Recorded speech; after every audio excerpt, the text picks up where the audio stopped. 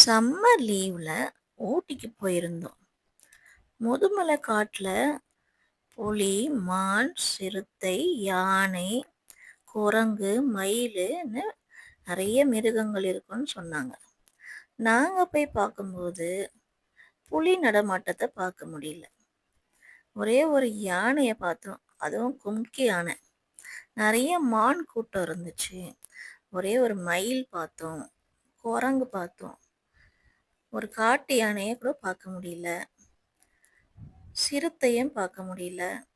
நாங்கள் போன டைம் ஒரு 11 மணிக்கு மேலே தான் போனோம். அதனால் பார்க்க முடியலையான்னு தெரியல. அந்த காட்டுக்குள்ள நான் ஒரு விஷயத்தை கவனிச்சேன். புலி, சிறுத்தை, காட்டு யானை இதெல்லாம் இருக்கிற அந்த இடத்துல நிறைய வீடுகளும் இருந்துச்சு. எனக்கு ரொம்ப ஆச்சரியமா இருந்துச்சு.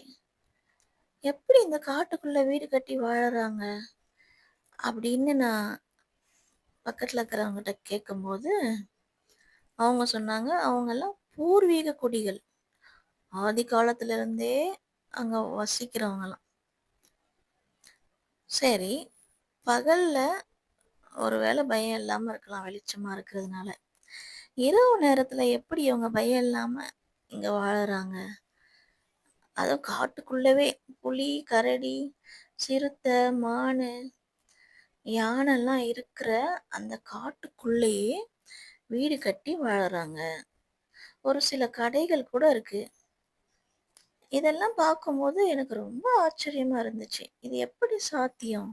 இந்த காட்டுக்குள்ள ஒரு பயம் இல்லாம எப்படி இவங்களால வாழ முடியும்னு யோசிச்சுட்டு இருந்தேன். அப்பதான் எனக்கு ஆதாம் ஏவாள் ஞாபகத்துக்கு வந்தாங்க. ஆதாமும் ஏவாளும் காட்டு மிருகம், நாட்டு மிருகம், பறவைகள் இதெல்லாம் இதுக்கு மத்தியில தானே அவங்க வாழ்ந்துட்டு இருந்தாங்க. தேவன் அவளுக்கு என்ன சொல்லி கட்டளையிட்டு இருந்தார்? நீங்க பலுகி பெருகி பூமியை நிரப்பி அதை கீழ்ப்படுத்தி சகலவற்றையும் ஆண்டு கொள்ளுங்கள் என்று சொல்லியிருந்தார் அல்லவா? ஆமா, எல்லாவற்றுக்கும் அதிகாரியா தேவன் மனுஷனை தான் வச்சிருக்காரு. ஆதாமும் ஏவாளும் தேவனுக்கு கீழ்ப்படியாததுனாலதான் இப்போ இருக்கிற மொத்த கஷ்டமும் உனக்கு வந்திருக்கு. ஆதாமுக்கும் ஏவாளுக்கும் தேவன் இட்ட கட்டளைய இப்போ இந்த காட்டுல இருக்கிற மக்கள் தான் சரியா கடைபிடிச்சிட்டு வராங்கன்னு நான் நினைக்கிறேன். எந்த ஒரு பயமும் இல்லாம வாழறாங்கன்னா என்ன அர்த்தம்? இவங்க அந்த மிருகங்களுக்கு பயப்படலன்னு தானே அர்த்தம். தேவன் நம்மள தானே அதிகாரியா, மனுஷங்களை தானே அதுக்கெல்லாம் அதிகாரியா மேல வச்சிருக்காரு. அதுக்கெல்லாம் எப்படியாப்பட்ட கொடிய மிருகங்களா இருந்தாலும் மனுஷனுக்கு கீழ்ப்படிஞ்சுதான் ஆகணும். அதுதான் தேவனுடைய சட்டம், தேவனுடைய திட்டம். அதனாலதான் அத தெரிஞ்சதுனாலதான் இந்த மக்கள் காட்டுக்குள்ள தைரியமா வீடு கட்டி வாழறாங்க. இந்த காட்டையும் இந்த இயற்கை காட்சிகளையும் காட்டு மிருகங்களையும் இந்த நீர் ஊற்றுகளையும் பார்க்கிறதுக்காக ஏராளமான ஜனங்கள் பணங்களை செலவழித்து கொண்டு கூட்டமா வராங்க. தேவன் நமக்கு இலவசமா கொடுத்தது இதெல்லாம். பணம் செலவழித்து பார்க்க வேண்டிய நிலைமைக்கு மனுஷர்கள்லாம் தள்ளப்பட்டிருக்கிறோம். இதற்கு காரணம் என்ன? ஒருவேளை ஆதாமும் ஏவாளும் தேவனுக்கு கீழ்ப்படிந்திருந்தா முழு உலகமும், அதாவது பூமி முழுசும் மலைகள், காடுகள், விலங்குகள், பறவைகள், நீரூற்றுகள்னு இப்படிதான் இருந்திருக்கும். அதற்கு மத்தியில தான் மனிதர்களாகிய நாம் வாழ்ந்துட்டு இருப்போம். ஒரு மனிதனுக்கு தேவையானது என்ன? உணவு, உடை, உறைவிடம், இதுதானே. இதையெல்லாம் தேவன் நமக்கு இலவசமாகத்தானே கொடுத்திருந்தார்.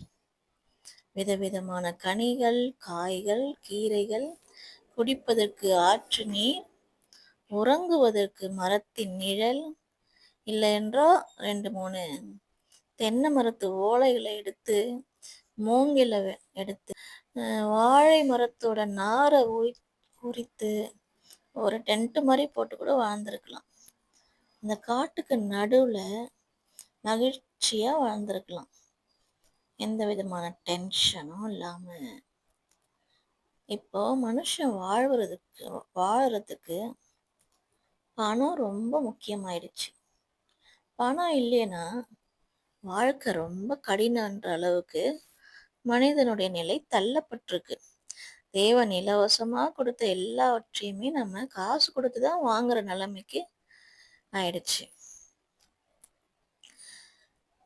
இன்னைக்கு தண்ணி கூட நம்ம காசு கொடுத்து தான் வாங்க வேண்டிய நிலை. இதுக்கெல்லாம் காரணம் நம்முடைய கீழ்ப்படியாமை தான். சாத்தான் மனுஷனை ஏமாத்துறதுக்கு முன்னாடியே தேவன் சொல்லியிருந்தார் இல்லையா, இது பண்ணாதீங்கன்னு சொல்லிட்டு. இதை பண்ணாதன்னு சொன்னது தானே சாத்தான் பண்ணன்னு சொல்லி பேசுனா. அப்போ தேவன் சொன்னதை மாத்திரம் நம்ம கீழ்ப்படிஞ்சு நடந்திருந்தா இந்த நிலைமைக்கு நாம ஆளாகி இருக்க மாட்டோம். இன்னைக்கு ஒவ்வொரு மனுஷனும் இந்த உலகத்துல வாழறது ரொம்ப கடினமா மாறிட்டு வருது. ஏன் இந்த நிலை? இதற்கு காரணம் என்ன? இதுக்கெல்லாம் காரணம் இந்த சாத்தான் தான் என்று அவ்வளோ ஈஸியா சொல்லிட முடியாது. ஏன்னா மனுஷர்களுடைய கீழ்ப்படியாமை தான் இதற்கு காரணம். தேவன் முன்கூட்டியே சொல்லியிருந்தார், இந்த தோட்டத்துல இருக்கிற எல்லா சகல விருட்சத்தையும் நீங்க சாப்பிடலாம், நடுவுல இருக்கிற அந்த நன்மை தீமை அறியத்தக்க கனியை மாத்திரம் புசிக்க வேண்டான்னு தானே சொல்லியிருந்தாரு. அந்த ஒரே ஒரு வார்த்தைக்கு நம்ம கீழ்ப்படி இருந்திருந்தா இன்னைக்கு தேவன் நம்மளுக்கு இலவசமா கொடுத்ததெல்லாம் பாருங்க. இயற்கையிலே நம்ம இயற்கையோட இயற்கையா வாழ்ந்திருக்க வேண்டிய நாம இன்னைக்கு பணங்களை செலவழித்து லீவ் போட்டு அல்லது லீவு நேரங்களில் மாத்திரம்தான் போயிட்டு அந்த இப்படிப்பட்ட காரியங்களை பார்க்கறதுக்காக போகிறோம். அப்போ இயற்கையாகவே நமக்கு என்ன பிடித்திருக்கிறது? இயற்கை காட்சிகள், மலைகள், நீரூற்றுகள், காட்டு விலங்குகள், இதெல்லாம் மனுஷன் பார்க்கணும்னு ஆசைப்பட்டு தானே அவ்வளோ பணங்கள்லாம் கொடுத்து வராங்க. அப்போ இதெல்லாம் தேவன் நம்மளுக்கு இயற்கையாகவே இலவசமாகவே கொடுத்திருந்தார் அல்லவா ஆதியில. இதையெல்லாம் இழந்துட்டோமே, அதை மறுபடியும் திரும்ப பெற முடியுமா? நிச்சயமாக நம்ம இழந்து போனதை தேடவும் ரட்சிக்கவுமே மனுஷகுமாரன் இந்த உலகத்துக்கு வந்தார் என்று வேதம் அருமையா சொல்லியிருக்கு. அதை நம்ம எப்படி மறுபடியும் மீட்டு பழைய நிலைமைக்கு நம்ம போறதுன்னு சொல்லிட்டு அடுத்த வீடியோவில் பார்க்கலாம்.